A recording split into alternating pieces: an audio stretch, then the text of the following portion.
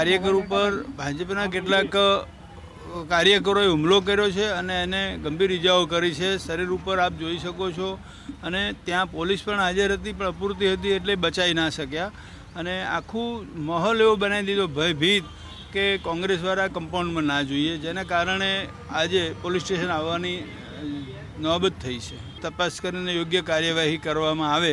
આ રીતનો ભયનો માહોલ ચૂંટણીના મતદાન દરમિયાન કરવામાં આવે તો સામાન્ય રીતે કોંગ્રેસના કાર્યકરોને ખોટી અસર પડે. વોર્ડ નંબર 7માં બેઠો હતો.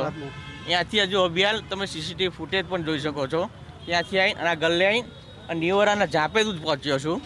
અત્યારે ટોરું ને એ બધું જોયું એટલે હું તરત એ બેનને બધાને પાછા કાઢતા હતા કંઈક વાત. તો હું અહીંથી પાછો વળતો હતો.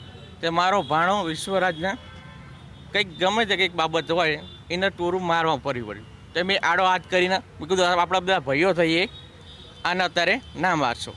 તો એના માટે બધું ટોરું મારી ઉપર ફરી વળ્યું. પછી મને બરાબરનો માર્યો.